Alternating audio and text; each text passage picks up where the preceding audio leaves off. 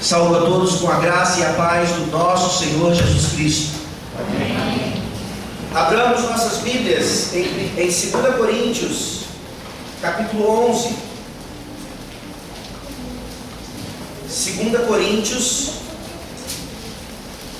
capítulo 11. Estamos chegando também ao fim desta epístola. Temos mais alguns domingos pela frente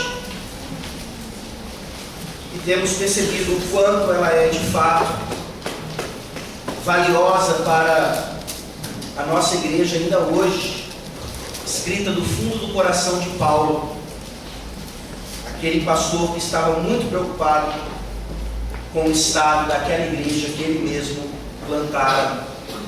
2 Coríntios capítulo 11, eu lerei do versículo 1 até o versículo 15, mas a mensagem dessa noite será apenas até o versículo 6. 2 Coríntios capítulo 11, de 1 a 15 é a leitura, mas o sermão apenas até o versículo 6. Essa é a palavra da salvação. Quisera eu me suportasseis um pouco mais na minha loucura. Suportai-me, pois, porque zelo por vós com o zelo de Deus, visto que vos tenho preparado para vos apresentar como virgem pura a um só esposo, que é Cristo. Mas receio que, assim como a serpente enganou a Eva com a sua astúcia, assim também seja corrompida a vossa mente e se aparte da simplicidade e pureza devidas a Cristo. Se na verdade, vindo alguém, prega outro Jesus que não temos pregado, ou se aceitais espírito diferente que não tendes recebido, ou evangelho diferente que não tendes abraçado, a esse de boa mente o tolerais. Porque suponho em nada ter sido inferior a esses tais apóstolos, e embora seja falto no falar, não o sou no conhecimento, mas em tudo e por todos os modos vos temos feito conhecer isto. Cometi eu, porventura, algum pecado, pelo fato de viver humildemente, para que fosseis vós exaltados, visto que gratuitamente vos anunciei o Evangelho de Deus? Despojei outras igrejas, recebendo salário para vos poder servir, e estando entre vós, ao passar privações, não me fiz pesado a ninguém, pois os irmãos, quando vieram da Macedônia, supriram o que me faltava, e em tudo me guardei e me guardarei de vos ser pesado. A verdade de Cristo está em mim, por isso não me será tirada esta glória nas regiões da Acaia. Por que razão? É porque não vos amo? Deus o sabe. Mas o que faço e farei é para cortar ocasião àqueles que a buscam com o intuito de serem considerados iguais a nós, naquilo em que se gloriam. Porque os tais são falsos apóstolos, obreiros fraudulentos, transformando-se em apóstolos de Cristo. E não é de admirar, porque o próprio Satanás se transforma em anjo de luz. Não é muito, pois, que os seus próprios ministros se transformem em ministros de justiça, e o fim deles será conforme as suas obras. Amém. Amém. Vamos orar. Ó Deus gracioso, misericordioso, que nos entrega essa palavra maravilhosa, preservada desde a antiga aliança, passando pela nova aliança. Obrigado, ó Deus, por todos aqueles tradutores que trabalharam para que entendêssemos melhor a Tua palavra, para que pudéssemos lê-la, compreendê-la, praticá-la, e assim crescermos naquele que é o cabeça, Cristo Jesus, de quem nós recebemos a imagem restaurada do próprio Senhor.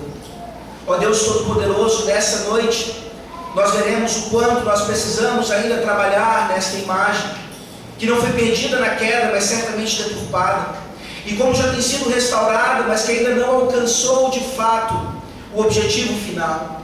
Sabemos, ó Deus, que a nossa perfeição só acontecerá na nossa glorificação, mas o Senhor nos chama a sermos perfeitos aqui e agora, como o Senhor é perfeito, a sermos santos como o Senhor é santo. Ó Deus, esse é o nosso alvo, sem dúvida alguma. E o Teu Santo Espírito nos aprimora, nos santifica e nos faz cada vez mais parecidos com Cristo Jesus. Ó, nessa noite, ó Deus, venha nos ensinar, venha nos tratar, venha aplicar a Tua palavra onde ela precisa ser aplicada. E nos ajuda, ó Deus, a não apenas ouvi-la, mas principalmente a praticá-la. Ensina-nos, ó Deus, que a cada semana que se inicia, nós temos a oportunidade do arrependimento, de deixarmos o pecado e termos nova vida, caminhos novos que agradam o Senhor.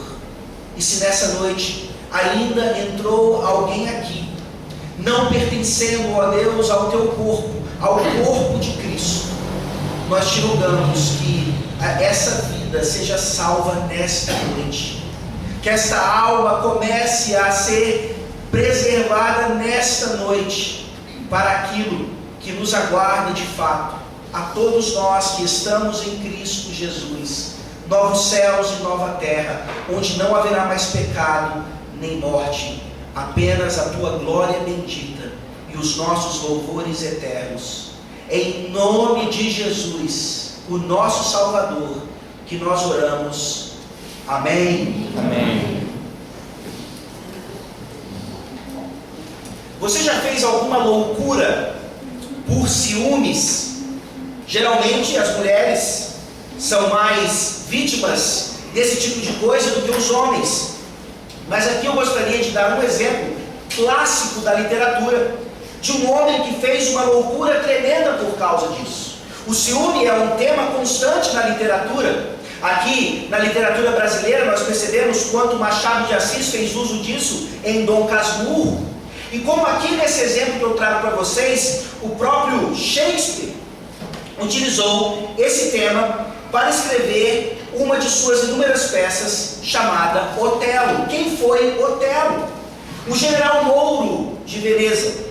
Ele é prisioneiro por causa da cor de sua pele.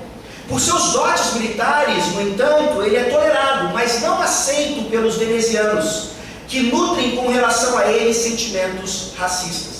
Otelo está ciente desse preconceito e se sente inseguro.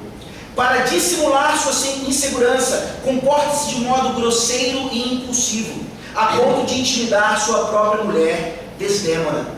A insegurança de Otelo faz com que seja receptivo às intrigas de Iago, que desperta seus ciúmes, insinuando um romance entre Desdémona e Cássio. O ciúme se intensifica ao longo da peça e culmina com o assassinato de Desdémona pelo marido. Uma acuada Desdémona não pode também fugir a seu destino, como Otelo não pode fugir do crime e de sua autodestruição. Você já fez alguma loucura por causa de um ciúme extremado, de um ciúme pecaminoso? De acordo com os psicólogos israelenses Ayala Pines e Elliot Aronson, ciúme é a reação complexa a uma ameaça perceptível, a uma relação valiosa ou a sua qualidade. Provoca o temor da perda e envolve sempre 3 ou mais pessoas. A pessoa que sente ciúmes, o sujeito ativo do ciúme, a pessoa de quem se sente ciúmes, o sujeito analítico do ciúme, e a terceira ou terceiras pessoas, que são o motivo dos ciúmes, o que faz criar tumulto. Nós olhamos para essa definição desses psicólogos e nós percebemos que isso se encaixa perfeitamente aqui com Paulo. Paulo está aqui escrevendo essa parte da epístola, nos mostrando que ele tinha ciúmes da igreja de Corinto. Ele nos lembra que nessa noite, então, o próprio Senhor Deus tem ciúmes de nós. E vejam então isso na vida de Paulo. Ele é aquele que sente ciúmes pela igreja. A igreja então é aquele sujeito de quem se sente ciúmes. E aqui, sem dúvida alguma, não há apenas uma terceira pessoa, mas várias terceiras pessoas que são o motivo dos ciúmes. Nós temos aqui uma serpente, o velho Satanás, representado aqueles que Paulo chama de superapóstolos, tentando roubar a noiva de Cristo, fazendo-a perecer. Mas o apóstolo Paulo está aqui como um excelente pai, marido e pastor, para evitar que isso aconteça. Sem dúvida alguma, o ciúme de Otelo aqui é um ciúme pecaminoso. Mas nós veremos nessa noite, nos lembraremos nessa noite, de que o ciúme não é em si pecaminoso. O próprio Deus é um Deus ciumento. Nessa noite, então, pela iluminação do Espírito Santo de Deus, nós aprenderemos que o ciúme de Paulo pela igreja o faz continuar lutando por ela, mesmo que para isso ele pareça um louco. O ciúme de Paulo pela igreja o faz continuar lutando por ela mesmo que para isso ele pareça um louco. Claramente, o ciúme de Paulo aqui não é pecaminoso, mas ele é um ciúme que o leva a fazer uma loucura, pelo menos uma aparente loucura. Nós veremos porque ele começa então o texto falando sobre isso. Na semana passada nós terminamos o capítulo 10 de 2 Coríntios e nós percebemos que ali Paulo começa a fazer essa loucura, que aqui fica mais clara ainda e ficará ainda mais óbvia no final do capítulo 11. O que ele chama de loucura aqui? Senão aquilo que ele precisou fazer no capítulo 10 e continuará fazendo agora no capítulo 11. Ele precisa se gloriar. Ele precisa então demonstrar a sua autoridade e seus ministérios. Ele precisa, de uma certa maneira, mais uma vez, se autopromover no meio daquela igreja, porque ele estava sendo tratado como um falso apóstolo. Ele estava sendo menosprezado. E ele então, não por ele mesmo, mas por causa da igreja, por causa do evangelho, por causa de tudo aquilo que era mais sagrado para ele, ele comete essa loucura. Ele começa a se gloriar em sua própria autoridade e ministério. E é por isso então que no versículo 1 ele diz o que ele diz: quisera eu me suportasseis um pouco mais na minha loucura, suportai-me, pois. Ora, Paulo está aqui nos mostrando os seus ciúmes pelo menos de 4 maneiras. Primeiro, no versículo 2, nós temos aqui os ciúmes de Paulo, versículos 1 e 2, um ciúme divino. No versículo 3, nós temos o ciúme paternal de Paulo. No versículo 2b, nós temos o ciúme paternal de Paulo. No versículo 3, o ciúme marital de Paulo. E nos versículos 4 a 6, os ciúmes ministerial ou pastoral de Paulo. Vejamos então agora o que significa esse ciúme divino de Paulo. E porque ele começa falando que esse ciúmes o leva a uma prática de loucura, de fato. Mais uma vez ele enfatiza: aquele que se gloria nele mesmo, aquele que confia na sua própria força, aquele que não se gloria no Senhor, aquele que não sabe, desconhece que tudo o que ele faz só pode ser feito por causa da graça de Cristo. Essa pessoa é louca. E nós temos visto isso no nosso meio, nós temos visto isso na sociedade, no meio dos artistas, dos atletas e de tantos outros. Pessoas que parecem de fato loucas, porque confiam em si mesmas além do que deveriam. Nós vimos na semana passada que é importante nós confiarmos em nossos dons e talentos, que é importante nós resgatarmos em Cristo a nossa importância e o nosso valor dentro do reino de Deus, em todas as áreas em que Ele nos coloca. Mas aqui mais uma vez Paulo vem nos mostrar que essa autopromoção, que essa vanglória, que o se gabar é nada mais do que loucura. E por isso ele precisa de uma certa forma ser irônico. O capítulo 11 continua fazendo de Paulo alguém que se autopromove, mais uma vez, para mostrar aos coríntios quem ele era de fato. Eles se esqueceram muito rapidamente, influenciados pelos falsos mestres, da importância de Paulo. do quanto ele era fundamental para não apenas a plantação daquela igreja, mas para a sua continuidade no Evangelho do Senhor Jesus Cristo. E além disso, então, a ironia de Paulo demonstrando a sua loucura, nos mostra que os seus ciúmes é o ciúmes divino. Versículo 2, a primeira parte diz: porque zelo por vós com zelo de Deus. E a palavra aqui, zelo, é ciúmes. Paulo tem ciúmes pela igreja de Corinto com ciúmes de Deus. E infelizmente, quando nós olhamos para a palavra zelo ou zeloso, nós perdemos aquela ideia que está lá já no segundo mandamento. Por favor, dê uma olhada em Êxodo capítulo 20, no segundo mandamento. Percebam como aqui claramente o Senhor Deus tem ciúmes de nós, e por isso Ele zela e cuida de nós. Nós observamos durante todo o Antigo Testamento essas expressões nos mostrando que o zelo dos profetas manifestava o zelo de Deus. E todas as vezes que nós ouvirmos ou lermos essa palavra zelo ou zeloso, nos lembremos que isso é ciúmes.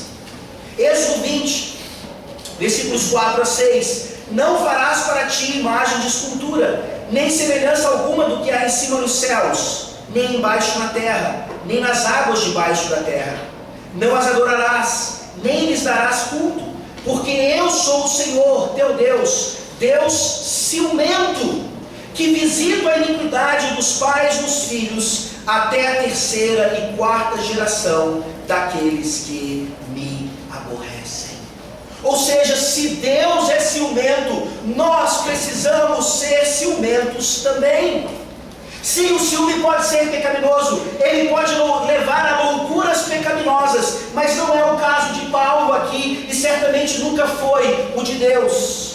O teólogo Murray J. Harris simplificou isso de uma maneira maravilhosa. Ele disse: o ciúme humano é um vício, mas compartilhar o ciúme divino é uma virtude. Eu comecei perguntando se você já fez uma loucura por ciúmes, mas agora a pergunta é: do que é que você tem ciúmes? Como é que você tem ciúmes? É óbvio que aquilo então do qual nós temos ciúmes é o que nós mais valorizamos nessa vida. E percebamos quanto nós sentimos ciúmes mais dos ídolos do que daquilo que Deus sente ciúmes. Se os nossos ciúmes não são ciúmes de Deus, podemos ter a certeza de que isso é idolatria em nossas vidas. Paulo está aqui demonstrando um zelo ciumento, maravilhoso e divino, por aquilo que realmente merecia todo esse valor. A igreja do Senhor Jesus Cristo estava sendo levada aqui por um outro vento de doutrina. Ele precisa intervir e, com esse ciúme divino, mostrar em primeiro lugar um ciúme paternal.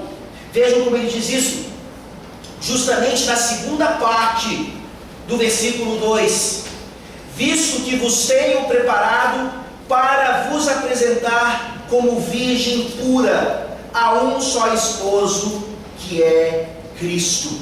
É claro que Paulo está usando aqui uma analogia, uma ilustração, para demonstrar o seu relacionamento com a igreja. Essa é a aplicação principal, como nós veremos. Mas há aplicações secundárias aqui, muito importantes para nós, principalmente nós pais, aqui presentes nessa noite. Abra sua Bíblia, por favor, em 1 Coríntios capítulo 4, versículo 15. Só para nós entendermos essa relação de Paulo para com a igreja de Corinto.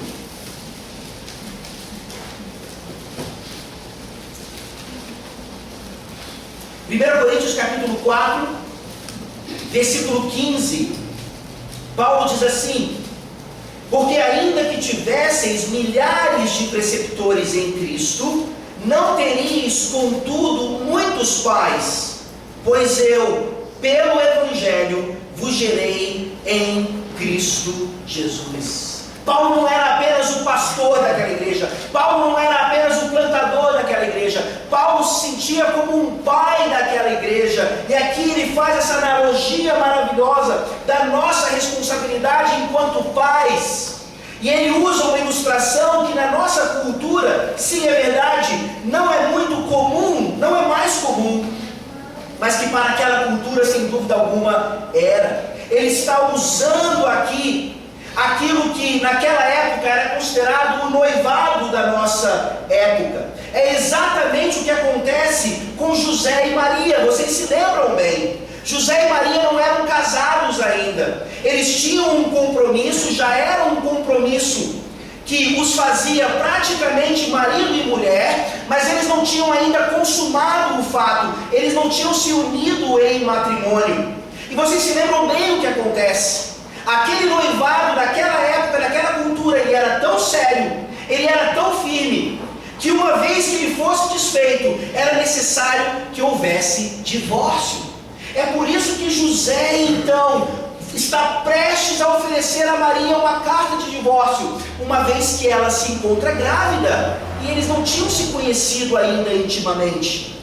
Nós começamos a entender, então, que os pais naquela época, sem dúvida alguma, eram extremamente responsáveis para treinar os seus filhos para serem de fato puros e virgens até o momento do matrimônio.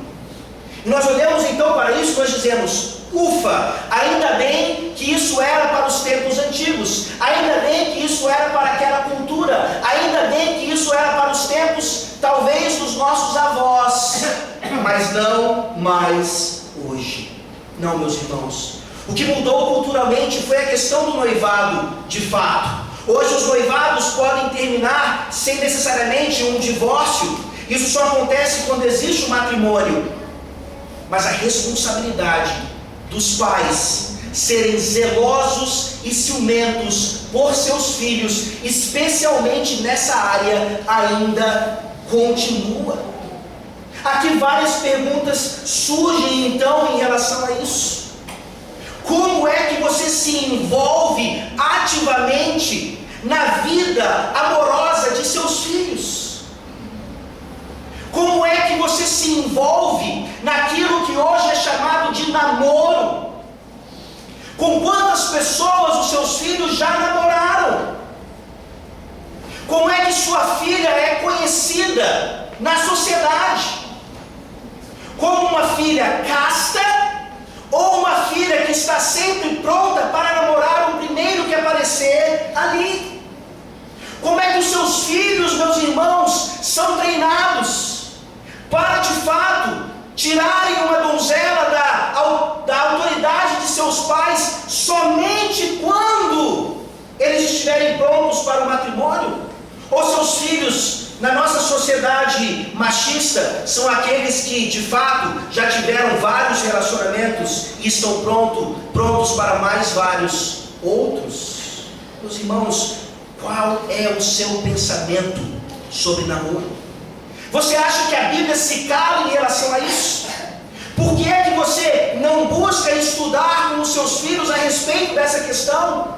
Há inúmeros livros, inúmeros estudos, inúmeros blogs, inúmeros quaisquer coisas, ensinando cada vez mais a responsabilidade dos pais em relação a esse tipo de coisa. Será que você se preocupa com a idade com que seus filhos devem se casar? Lembre-se que é uma aplicação minuciosa do nosso catecismo maior em relação ao mandamento não adulterarás, de que os nossos jovens não devem adiar demasiadamente a data do casamento deles. Isso é óbvio. Se os nossos filhos começam a namorar, começam a se relacionar, sem ter a menor ideia de quando vão concretizar aquilo, as tentações são inúmeras. E é muito difícil que os nossos jovens tenham de fato namoros puros. Talvez eles até consigam manter uma virgindade meramente orgânica, mas não uma pureza de fato sexual. Esse texto vem nos lembrar, por meio da aplicação de Paulo, o quanto nós temos negligenciado essa área na vida de nossos filhos. Não é uma mera tradição que o pai entra com a noiva naquela cerimônia de casamento, a noiva vestida de branco, para que ele então entregue de fato a sua filhinha querida, virgem e pura, para aquele noivo que também está ali, virgem e puro, representando a relação entre Cristo e a igreja. Jovens, se seus pais não fazem isso, por favor, quebrem o ciclo e os busquem então, prestem relatórios para eles, digam assim: pai, mãe, vamos conversar sobre o meu relacionamento, vamos conversar então sobre como será o casamento. Os pais não devem ser apenas os bancos dos filhos, de onde vem o dinheiro para que a festa aconteça, não. Os pais desde a mais tenra idade devem conversar com seus filhos sobre essas coisas, porque se não conversarem em casa, na igreja certamente não conversarão também, e continuarão conversando aí na rua, na escola, onde os nossos filhos perdem sua pureza e sua virgindade e continuam vindo para a igreja com a maior hipocrisia. Paulo está preocupado aqui com a igreja de Corinto, nos ensinando o quanto nós devemos estar preocupados também com aquilo que nos é mais valioso: a apresentação de nossos filhos dessa maneira, porque o pai Paulo aqui precisava apresentar a igreja dessa maneira para o seu noivo. Quero sugerir aqui de uma forma bem prática que os pais leiam, estudem o livro O que ele deve ser se ele quer casar com a minha filha, do pastor Volker Boca, completamente acessível, barato, que alguns de seus jovens já têm lido aqui, sem que você tenha a menor ideia do que é isso. E por favor, ao ler essa literatura, não pense que o seu namoro não foi tão puro assim, mas veja como o seu casamento está. Muito bem, obrigado. Isso é pragmatismo. Nós deveríamos olhar para os nossos relacionamentos e onde nós erramos, esperarmos que os nossos filhos não errem também. Por favor, se você aqui nessa noite tem um namorado e uma namorada, que os seus pais participem ativamente desse relacionamento. E pais, por favor, assumam essa responsabilidade, porque é exatamente isso que Paulo está fazendo aqui.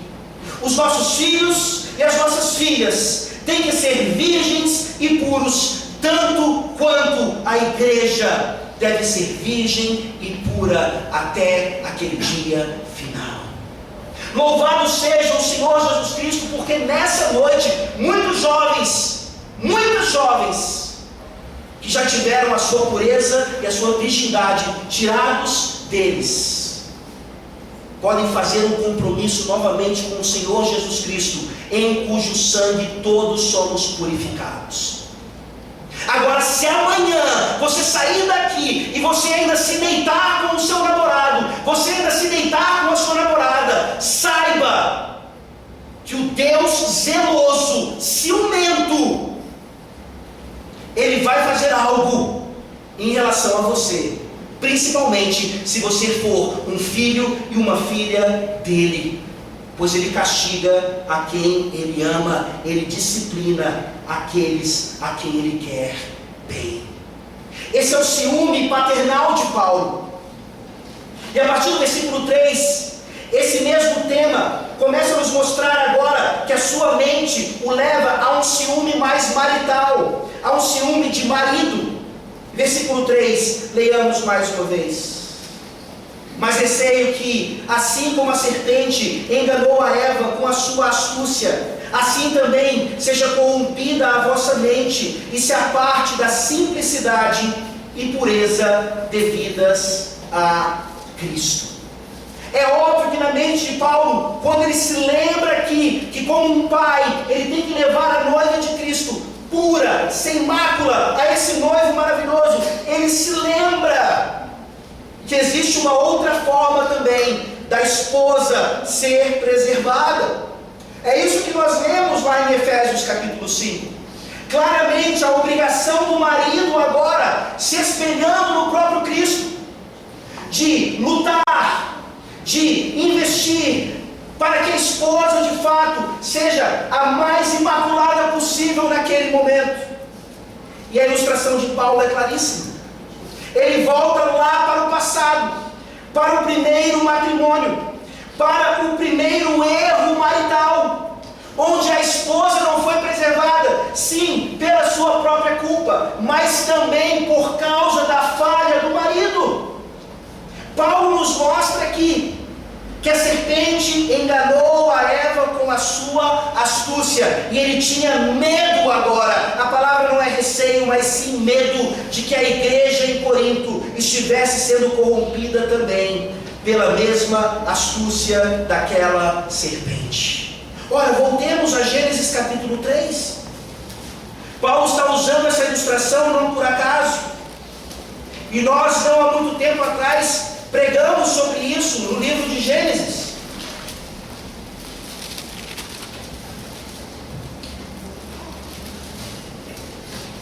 Gênesis capítulo 3.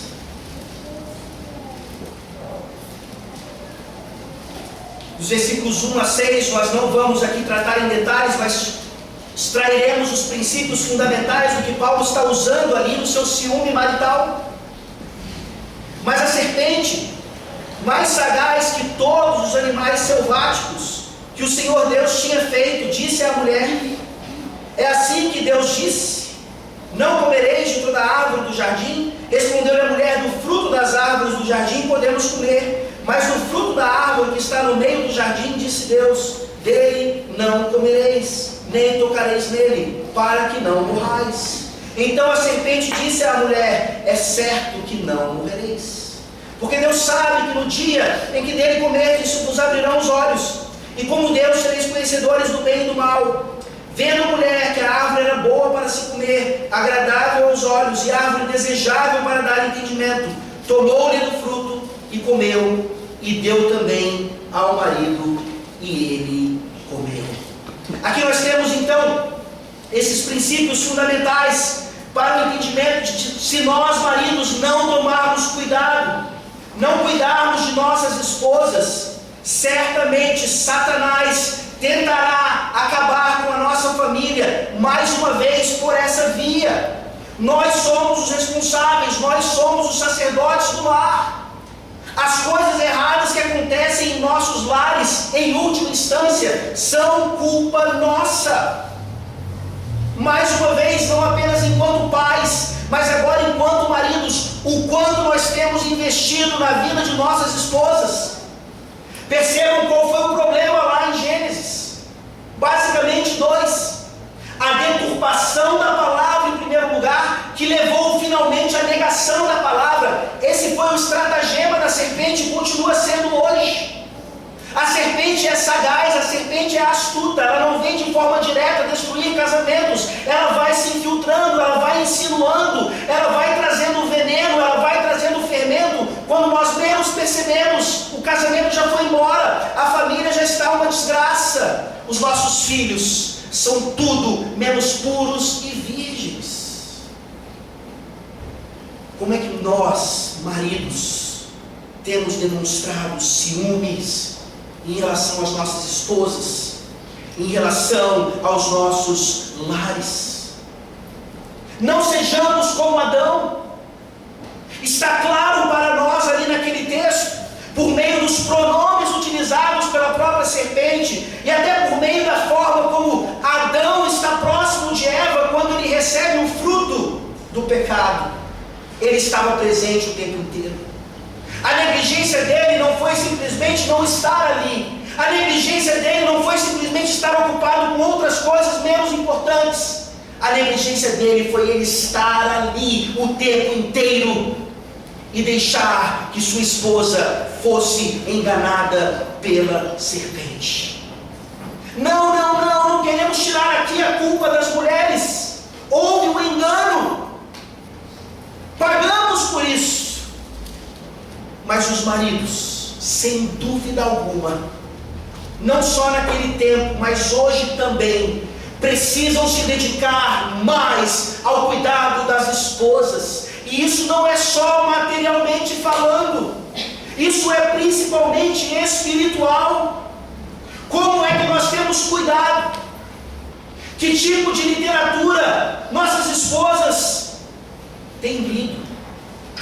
Qual é a influência que as nossas esposas têm recebido nesse mundo cada vez mais virtual, onde há acesso a tudo nessas redes sociais? Esposas, como é que vocês têm reagido a seus maridos? Como é que vocês têm honrado os seus maridos, mesmo diante dessas falhas, mesmo diante dessas negligências? Vocês já desistiram do casamento? O casamento de vocês é só uma fachada para que a igreja não reconheça que, na verdade, vocês já deveriam estar divorciados há tempo? Mulheres, onde é que vocês estavam ontem à noite? Quando as mulheres da igreja estavam reunidas para mais uma vez orarem, estudarem a palavra de Deus e conhecerem um pouquinho mais qual é a vontade do Senhor para as suas vidas. Não era uma programação de duas sociedades internas apenas. Essas programações, se eu não me engano, elas são para todas as mulheres da igreja, assim como as programações da UBH são para todos os homens, e não apenas membros dessas sociedades internas. Maridos, onde é que vocês estavam ontem, quando nós tivemos estudos tão práticos a respeito da vida cristã, até mesmo na área financeira? Um grupo pequeno de homens ali com sede de se arrepender de seus pecados e serem melhores maridos e pais e homens na igreja. Isso mostra um pouquinho do que é que nós temos ciúmes. Isso mostra um pouquinho o que é que nós temos de fato valorizado. E nós não parecemos aqui com o mesmo ciúmes de Paulo. Nós não parecemos ter o mesmo ciúme que Deus tem de nós. Que nossas esposas sejam de fato mais bem tratadas por nós. Porque no final das contas, o que Paulo está dizendo aqui é que nós somos uma representação da união de Cristo com a igreja. A serpente estava introduzindo naquela igreja, naquela noiva, veneno. E Paulo vem aqui como um marido fiel, acabar com aqueles falsos apóstolos, custasse o que custasse. E é exatamente isso que nos leva ao quarto ponto, versículos 4 a 6. O ciúme ministerial de Paulo, o ciúme pastoral de Paulo, o ciúme divino de Paulo se manifesta na sua paternidade, na sua presença enquanto marido, mas principalmente ele enquanto pastor. Vejamos mais uma vez versículos 4 a 6. Se na verdade vindo alguém prega outro Jesus que não temos pregado, ou se aceitais espírito diferente que não tendes recebido, ou evangelho diferente que não tendes abraçado, a esse de boa mente o tolerais. Porque suponho em nada ter sido inferior a esses tais apóstolos, e embora seja falto no falar, não o sou no conhecimento, mas em tudo e por todos os modos vos temos feito conhecer isto. Paulo aqui agora então, como pastor, ele demonstra o que é um verdadeiro ciúme pastoral. Eu sei que vocês gostam de pegar nos pés dos pastores, quando outros pastores estão na cidade, na igreja, dizendo que nós temos ciúmes deles. De jeito nenhum. Principalmente se eles forem homens fiéis à palavra, homens que pastorearam essa igreja fielmente. Não temos ciúmes algum deles, pelo contrário, estarão sempre aqui, continuando a, de certo modo, pastorear a igreja do Senhor Jesus Cristo. Os ciúmes, na verdade, que eu sinto, ou qualquer outro pastor deveria sentir, é em perceber essa igreja sendo tolerante com aquilo que não é Jesus Cristo de fato, sendo tolerante com aquilo que não é o Espírito Santo de fato, sendo tolerante com aquilo que não é o Evangelho de fato. Aqui na sua tradução, o versículo 4 tem Espírito com letra minúscula, quando na verdade deveria ser com letra maiúscula. Sim, ele está falando um falso Cristo, um falso Espírito Santo e um falso Evangelho estavam adentrando naquela igreja por meio da astúcia da serpente. E qual era a atitude dos coríntios? Eles estavam de boa mente tolerando aquilo. Se há um lugar onde o cristianismo deve manifestar intolerância, é exatamente aqui. Demonstrar uma intolerância tremenda, mesmo que nos chamem de radicais, extremados, o que quer que seja, é exatamente aqui onde nós devemos lutar pela sã doutrina.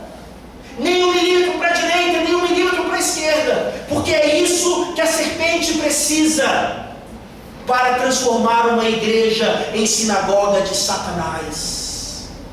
Quando nós nos desviamos aqui, meus irmãos, nós não temos a menor ideia do que isso vai acarretar para os nossos netos ou bisnetos. Basta olharmos para a história da igreja e vemos quantas igrejas, mesmo no presbiterianismo, se desviaram de fato por causa de desvios tão pequenos aqui atrás, que não foram tratados em seus concílios, ou no mínimo tolerados, em nome do amor, em nome da unidade. Não sacrifiquemos a verdade no altar da unidade. Vejam, por favor, lá em Gálatas, capítulo 3.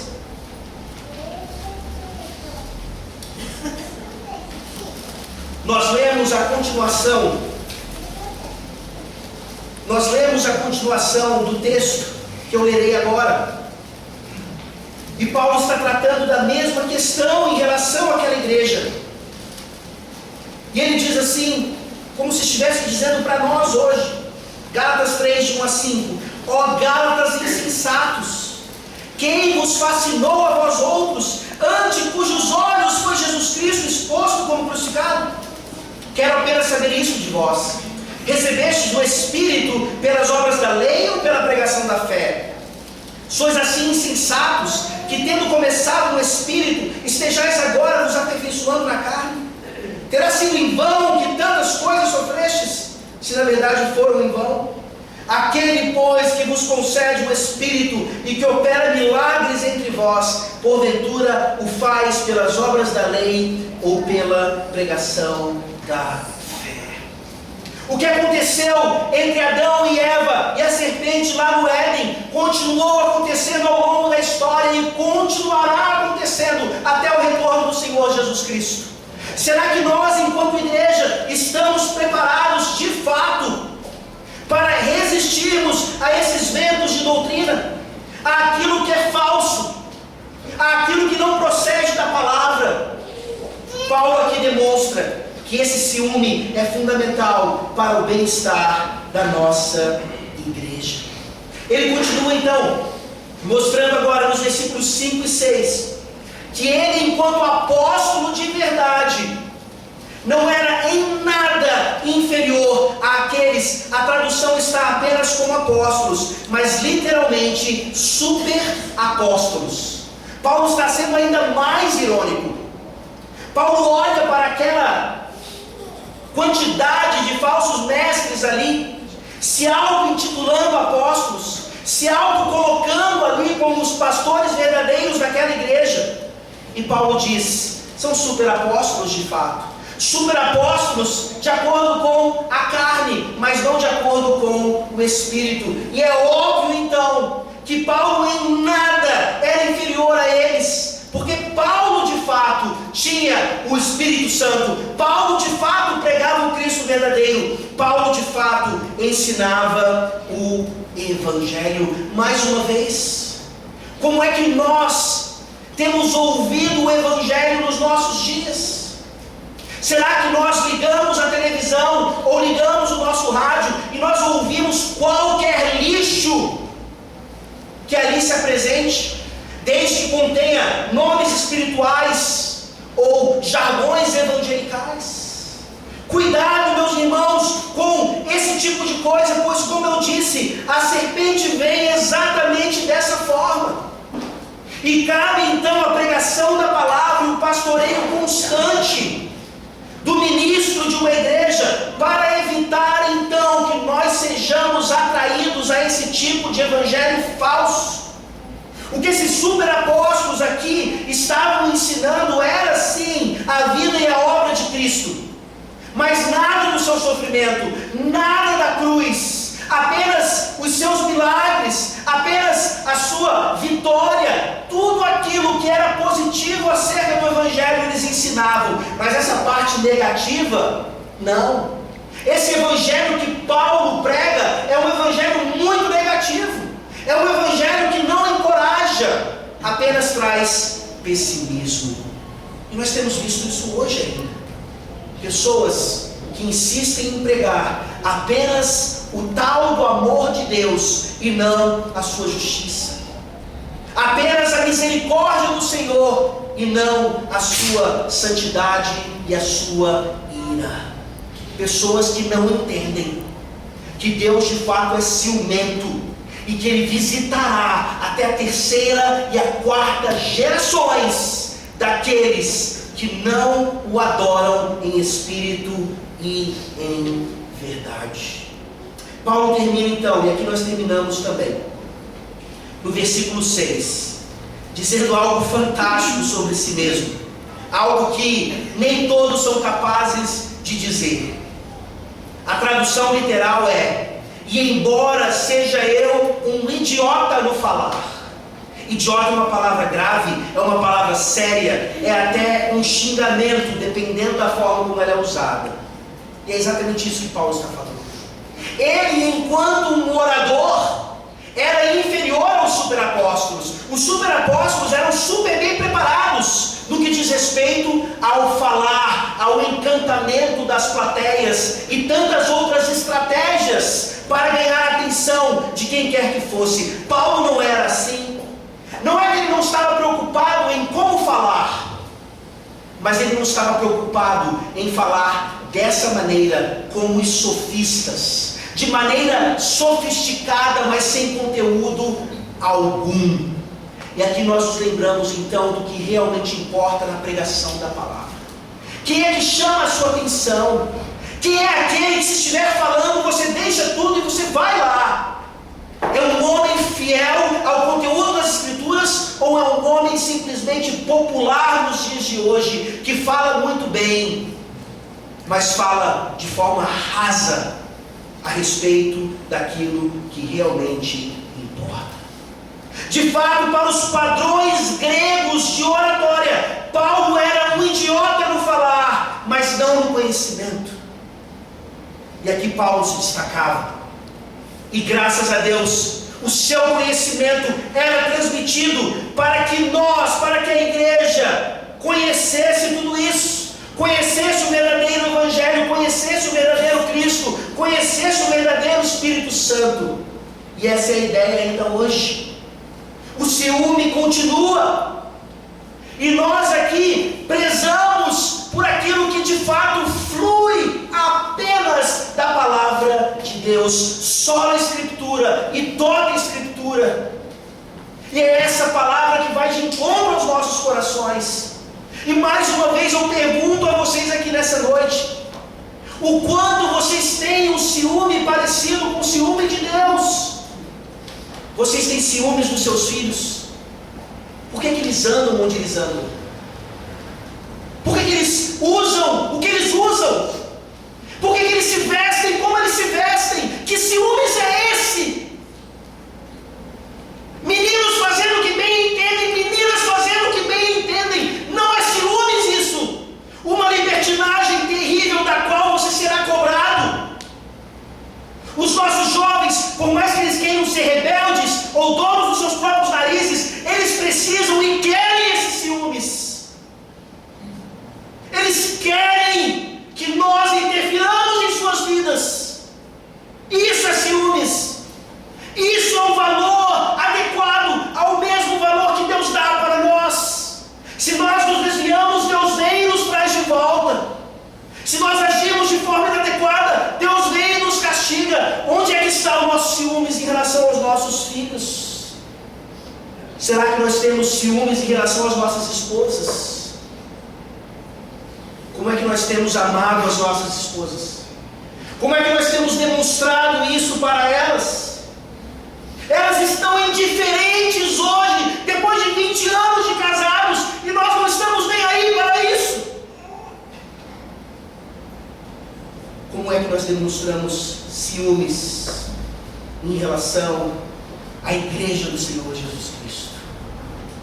Qualquer um vem nesse púlpito e diz qualquer coisa, e nós toleramos. Qualquer um em nossa denominação vem e diz qualquer coisa, e nós toleramos, e não nos levantamos, sabendo que é exatamente isso que Deus quer de nós.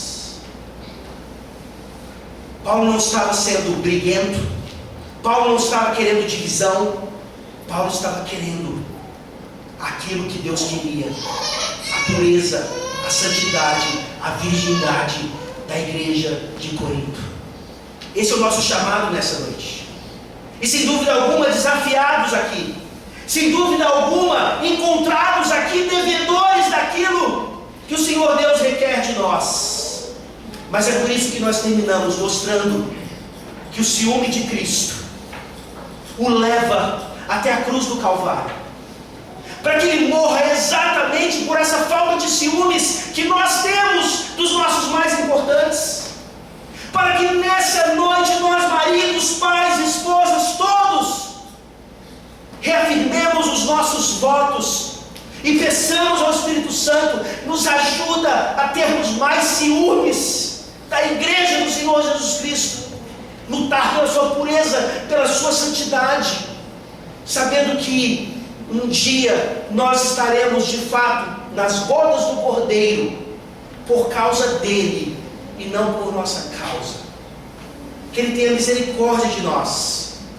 E se você entrou aqui nessa noite não tendo ciúmes adequados por Deus e pela sua igreja, saiba que Jesus Cristo na cruz do Calvário tem ciúmes por todos aqueles que se arrependem e se debruçam aos seus pés, confiados somente nisso e na sua palavra.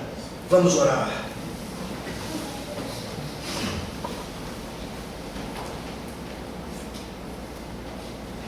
Senhor Santíssimo, zeloso, ciumento, obrigado, ó Deus, pela loucura que o Senhor fez por nós, por esse ciúme tão maravilhoso. Enviar o teu Filho bendito, o Deus eterno, a segunda pessoa da Trindade, para assumir forma humana e morrer como um criminoso, morrer como aquele de quem ninguém tinha ciúmes. Ó Deus, por favor, nos ajuda a sermos mais zelosos por aquilo que de fato importa. Ó Deus, nessa noite restaura famílias, Senhor. O Teu Evangelho não apenas nos acusa, o Teu Evangelho nos restaura. O Teu Evangelho não apenas aponta os erros e os pecados, mas Ele nos dá a saída para cada um deles. Por favor, ó Deus, nessa noite, una pais e filhos, restaure matrimônios e principalmente torne essa igreja ainda mais santa. Nos ajuda, ó Deus, nesse compromisso, pois assim nós te rogamos em nome de Jesus, aquele que teve ciúme de nós. Amém. Amém.